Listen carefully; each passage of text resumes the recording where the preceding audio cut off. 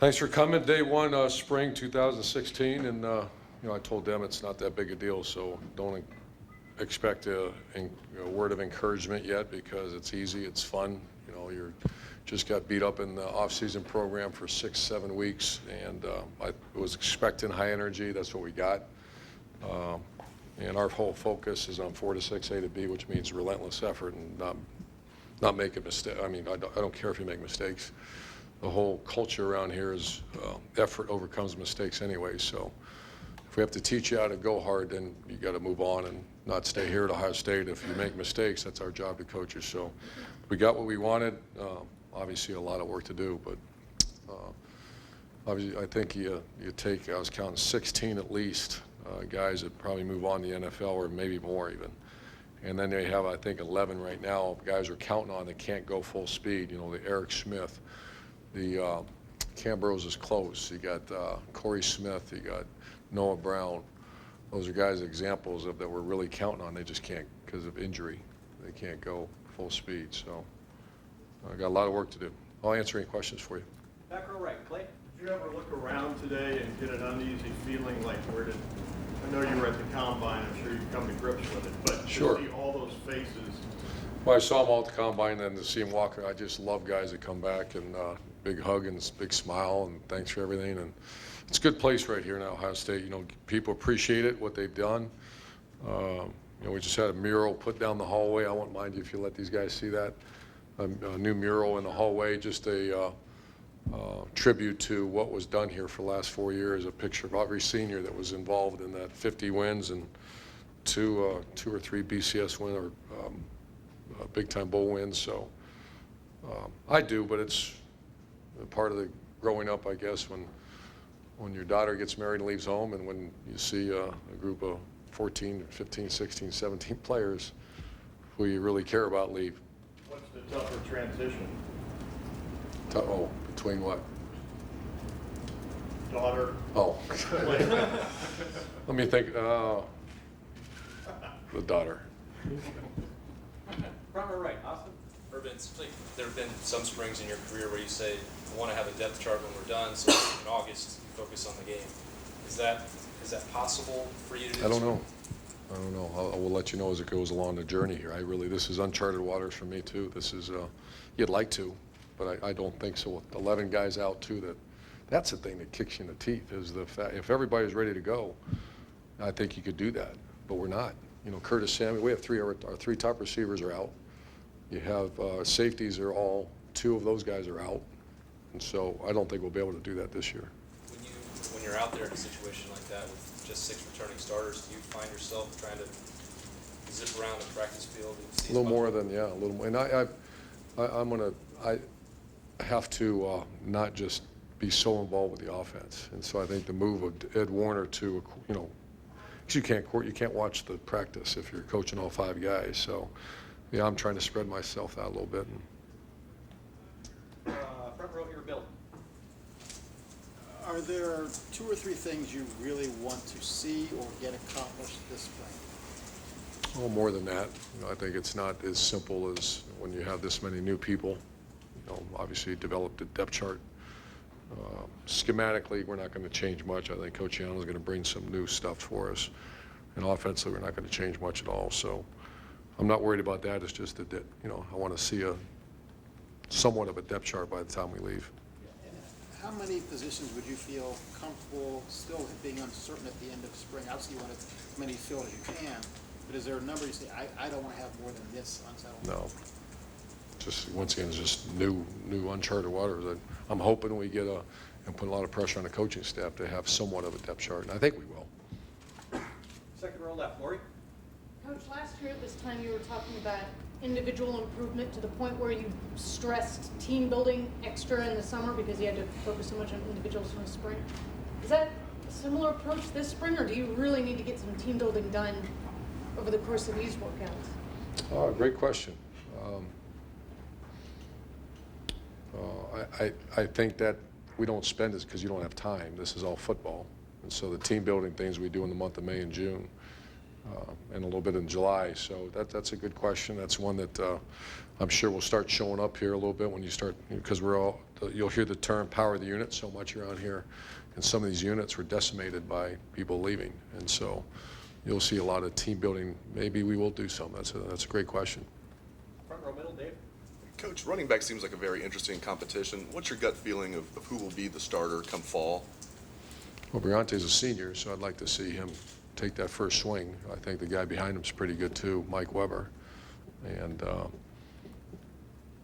I mean, I guess you'd hope that it'd be Briante Dunn take the first snap of the first game of the season, but I know the kid behind him is pretty good too. Curtis Samuel, do you see him, once he's healthy, do you see him playing running back or Absolutely. H-back or both? Both. And then Dontre got some reps of running back too. He's up 198 pounds now, which is much heavier than 170 when he first got here. So I'd see 4 guys carrying the ball right now for us in the fall. The 2 running backs, and then Dontre and Curtis. Front row right, Tim. Yeah, Urban, number one, is there one spot that clearly someone has to step up that you're totally unsure about at this point? I mean, of the eight starting spots on both sides of the ball, is there one spot that you clearly got your eye on? D-line is the one that where there has to be the year of development, a year of, I think we're counting on one guy that's not here yet, Bosa. He's going to be in the rotation. And then Cooper out there, I think he's going to probably be in the rotation. The inside position is one that's, we really got to, the guy out there today, we moved him inside, was Jay Sean. He did a heck of a job. We're looking for that quick twitch guy. And Draymond is another one that, those are 2 puppies that have to play for us.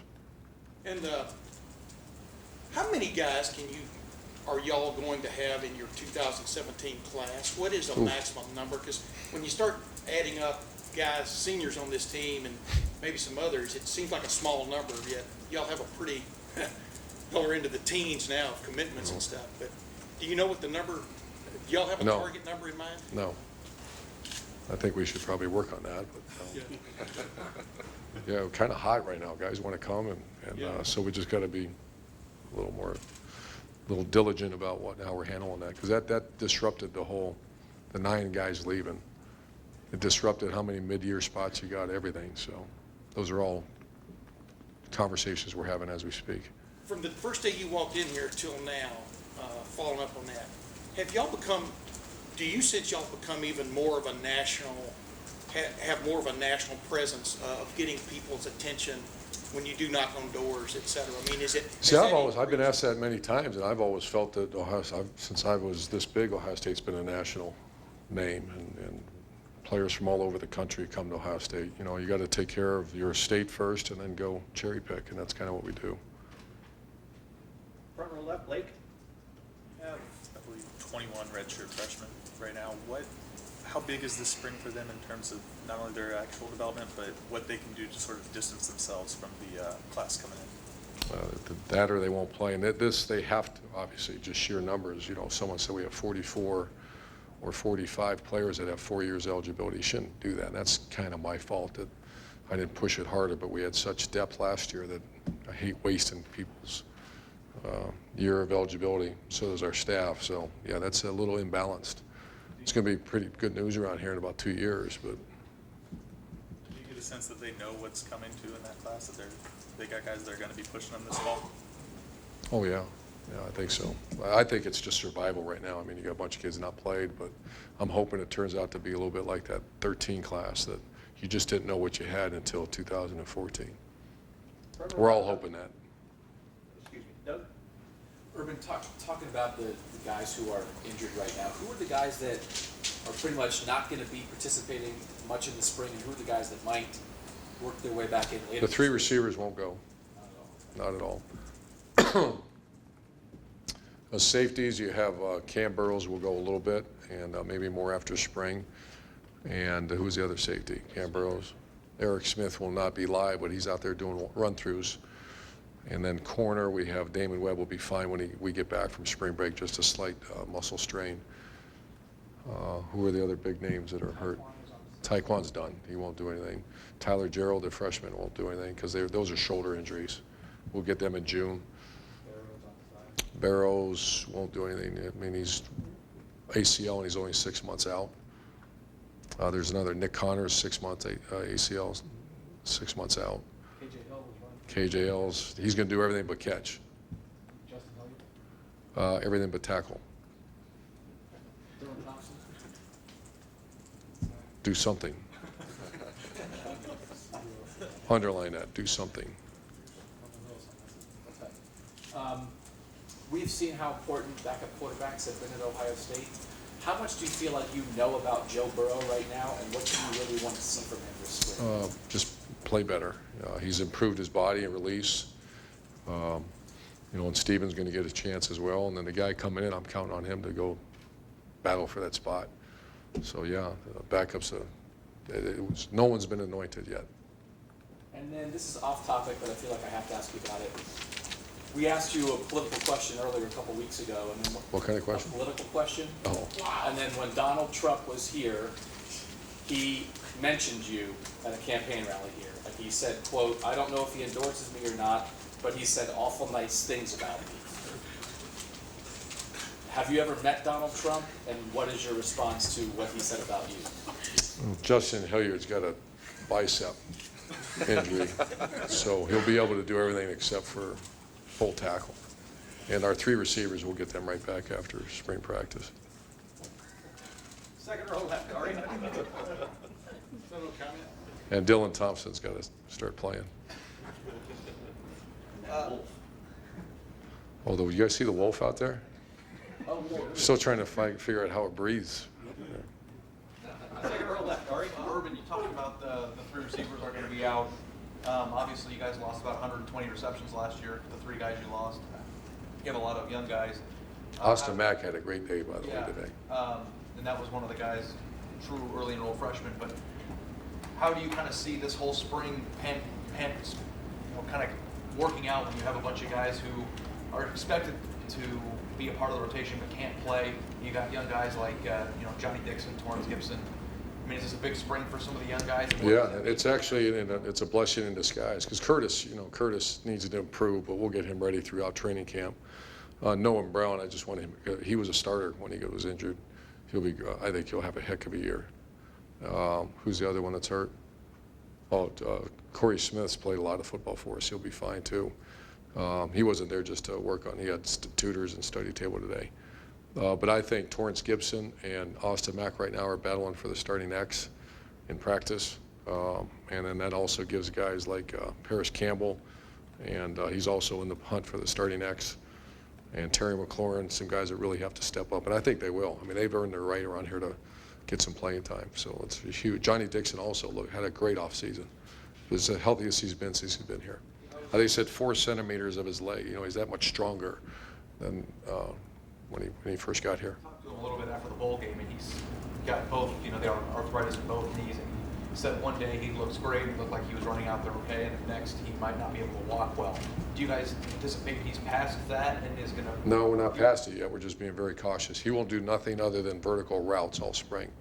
And then by June, then he gets into the plant drives, which is right now.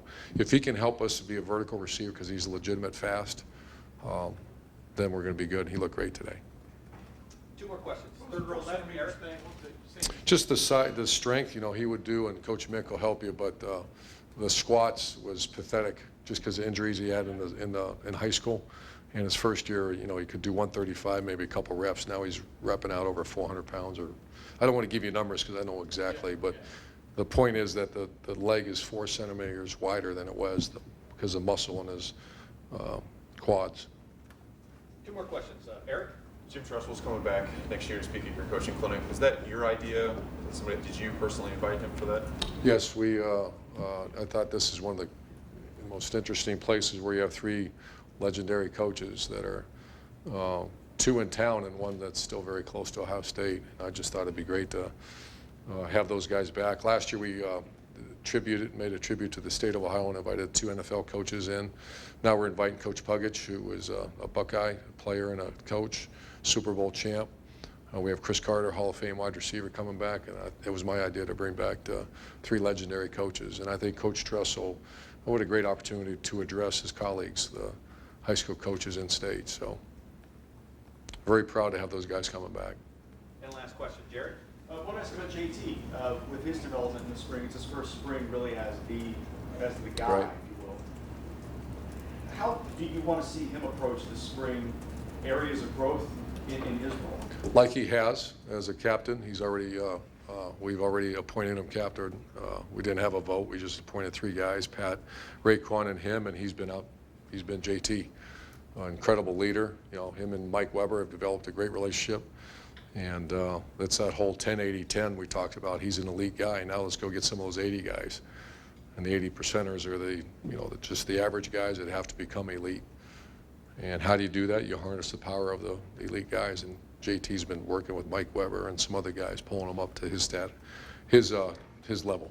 What's his skill set? Anything in particular you want him to focus on? Yeah, everything. I thought we were slow twitch last year. We changed all our drills in the quarterback room. You know, everything's get the ball out fast, quick hustle. We're going to do a lot more up-tempo offense than we've done. The last 2 games was almost, I want to say 80% tempo, and it worked out really well. I think that's with Coach Warner upstairs in the box, which he'll be again. We're able to do that, so we hope to be a real fast offense this year. Coach, Thank you. very much.